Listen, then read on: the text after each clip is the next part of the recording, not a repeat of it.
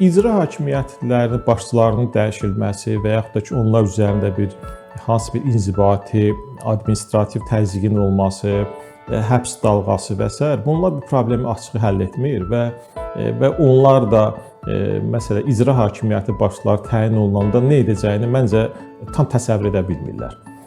Onlara elə gəlir ki, əvvəlki icra başçılarının etdiklərini də bu da təkrar etsə, bu artıq işin bitirmiş hesab olunur. Amma biz görürük ki, kənd təsərrüfatında, xüsusilə də o rayonların icra başçıları ki, kənd təsərrüfatı bölgələridir. Orada siyasət fərqli olmalıdır. Siyasət elə olmalıdır ki, həmin o icra hakimiyyətinin başçıları, məsələn, onlar qarşısında bir belə tələb qoyulmalıdır. Mən bir çox bölgələri misal çəkə bilərəm. Bu icra başçılarının çoxu mən inanıram ki, o rayonun iqtisadi infrastrukturunu tanımır. O infrastrukturun belə deyək ki, hansı iqtisadi uqlada olduğunu bilmir. Onlar bir çox hallarda təyin olduqları icra başçısı olduqları rayonu bir çox hallarda xəritədən tanıyırlar. Məsələn, o insanların mentalitetini bilmirlər. O insanların istehsal vərdişlərindən xəbərləri yoxdur. Kənd təsərrüfatı bacarıqlarına məlumatları yoxdur. Orada məsələn biznesə məşğul ola biləcək potensial sahibkarları tanımırlar. Onlar gəlir, köhnələrlə vidalaşırlar. Özləri üçün də ətrafda nepotizm, tribalizm baxışa görə yeni bir komanda yaradırlar. Bu da olur bunların komandası və görürük ki, köhnə hamam köhnə tas məsələsi olur. Onda bu siyasət dəyişilməlidir. Bu dəyişməsə bizim ümumiyyətlə böyük mənada regionlarla paytaxt arasındakı uçurumlar böyüyəcək. Məsələn, siz dediniz ki, bölgələr. Naxçıvan Muxtar Respublikasının 420 min əhalisi var. Siz indi hazırda real statistik aparsanız, o bölgədə təxminən 120 min insan yaşayamaz. Onlar da kimlərdir? Ya pensiyaçıdır və yaxud da ki, dövlət qulluğunda çalışanlardır. Siz şəhərdə gedəndə, məsələn, kütləvi insanları heç vaxt görə bilmirsiniz. 10 illərdir ki, burada vəziyyət belə də davam edir. Deməli, nə baş verir? Burada olan insanların, 300 min insanın ora qayıdışı üçün real məzmunlu reformalar lazımdır. Məsələn, indi son 2 dəyişikliklər baş verib. Məsələn, mən bilmirəm ki, sonuncu bu icra nümayəndəsi rəhbərliyə təyin olmuş şəxsdən gözlənti nədən ibarətdir? Bir nömrəli gözlənti nə olmalıdır? Sosial reabilitasiya proqramları olmalıdır və yaxud da ki, insanların qayıdış proqramı olmalıdır. İşgüzar aktivliyi olan, bizneslə məşğul olan insanlar, məmur kimliyi olan insanlar, elmi fəaliyyətlə məşğul olan insanlar vardır ki, bunlar oradan başını götürüb qaçıblar. Türkiyəyə, Orta Asiyaya, Bakıya və s. İndi əgər bu iqtisadi aktivliyi bərpa etmək istəyirsə, məhsul istehsal etmək istəyirsə, bu məhsul ala biləcək istehlakçı kütləni yaratmalıyıq. Bu 400 min, 420 min nəfər yerində deyilsə, biz deməli ümumi daxili məhsulumuz məntiqli az olacaq da, kiçik həcmli olacaqdır. Və yaxud da ki, istehsalçılar azdırsa, eyni zamanda istehlakçı kütləsi də məhduddursa, deməli biz onda ixracat üçün məhsul istehsal etməliyik. Ona görə də görürsünüz, verilir dotasiya, dotasiyanı xərcləmir. Bir bölgənin rəhbəri dotasiyanı xərcləmir.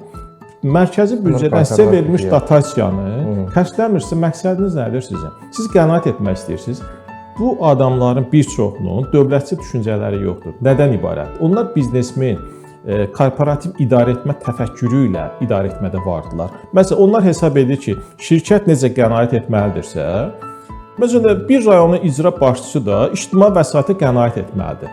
Şəffaflıq hesabına qənaət edirsə əla, hesabatlıq üzərinə qənaət edirsə əla. Amma siz əgər öz reputasiyanızı qoruyub saxlamaq üçün ki, mən təmiz insanam, mən heç bir layihə həyata keçirmirəm, hamısına bir at-qat əldə etmirəmsə, siz onda bunu verin sahibkarlara və yaxud da ki, infrastrukturunu da bəlli bir səviyyəyə gətirib çatdırmışsa, infrastrukturun da bir doyma həddi varsa, küçələr təmizdirsə, nə bilim, binaları yaxşı remont etmişsinizsə, təmir etmişsinizsə, deməli, artıq bizim görməli olduğumuz başqa işləri var. Kənd təsərrüfatı məhsulu, emal müəssisələri, istehsal müəssisələri qurmaq lazımdır. Amma məqsədiniz nədir ki, siz vətəndaş ac qarnına təmiz küçələrdə gəzə bilməz. Bunu başa düşmək lazımdır.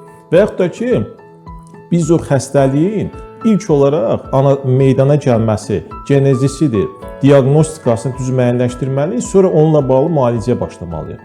Elementar tibbi düşüncə bunu tələb edir. Bir cəmiyyətin, bir qrupun, bir icmanın problemi də bu cür həll olunmalıdır. Amma biz baxırıq ki, gələn icra hakimləri və ya rəhbərlər ümumiyyətlə nə edəcəyi haqqında strateji vizyonları yoxdur.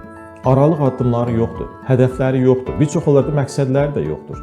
Yəni, nə üçün orada olduqlarını həll edə bilmirlər. Və bu şərtlər daxilində bizim bölgələrlə paytaxt arasındakı uçurum artır. İnkişaf səviyyəsi fərqlənir. Və yaxud da ki, bu sadə bir rəsmi məlumatlara istinad etsə, real vəziyyətimiz indiki halda bizim belədir. Ölkədə, deməli, ümumi daxili məhsulun ölkə üzrə formalaşmasının 76%-i Abşeron iqtisadi rayonunda formalaşır. Cəmi bu qədər yerdə qalan 13 iqtisadi rayonda formalaşmış ümumi daxili məhsul 24%-dir. Müqayisə edin üçün deyim ki, bu Cənubi Qafqaz ölkələrində ən yüksək göstəricidir. Ermənistanın paytaxtı Yerevanda ümumi daxili məhsulu, Ermənistan bütövlükdə ümumi daxili məhsulu 62%-dir. Tbilisi, Gürcüstanın paytaxtı olan Tbilisidə ümumi daxili məhsul, Gürcüstanın ümumi daxili məhsulunun 53%-dir. Görürsünüz, hər ikisindən biz deməli gəlirlərin daha çox konsentrasiya olunması, eyni zamanda formalaşması riski bizdə paytaxtdadır. Əslində biz onda məntiqlə Azərbaycan iqtisadiyyatı haqqında danışarkən əslində Abşeron iqtisadi rayonuna danışırıq. Razısınız da yəqin mənimlə ki, Abşeron iqtisadi rayonu nədirsə, onun ağırlığı nədirsə, bizim bütövlükdə Azərbaycan iqtisadiyyatının ağırlığı odur da. Ona görə də xarici ekspertə gəlib Bakıda araşdırma aparıb qayıdırlar geri. Yəni ehtiyac yoxdur. Məsələn, biz desək ki, bu nisbət başqa ölkədə fərqlidir. Məsələn, Cənubi Qafqaz ölkələrində indi deyirlər ki, bu bizdə axı təbii ehtiyatlar, neft, qaz Abşeron iqtisadi rayonundadır. Coğrafi olaraq yəni orada yerləşir. Obyektlər, istehsal, hasilat obyektləri oradadır. Məntiq var. Amma məsələn, gəlin resursla zəngin, gəlin bizimlə müqayisə gələ biləcək hansı ölkə ola bilər. Məsələn, postsovet respublikalarından biz Qazaxstana baxırıq. Qazaxstan bizimlə oxşar müqayisəsi var da, təbii ehtiyatlarla zəngindir, müstəqillik baxımından start xəttimiz eynidir. 30-32 illik, 35 illik müstəqillik tariximiz var və s. Amma məsələn, onlarda Astananın deməli ümumi daxili məhsulu Qazaxıstanın ümumi daxili məhsulunun 20%-dir. Ən yaxşı göstəricilər yer düşmüşkən postsovet məkanında məhz Qazaxıstandadır. İstanbulun ümumi daxili məhsulunun qeyri-safi yurt içi hasilat, Türkiyənin bütövlükdə qeyri-safi yurt içi hasilatının 33%-dir. Yəni belə müqayisələri kifayət qədər artırmaq olar.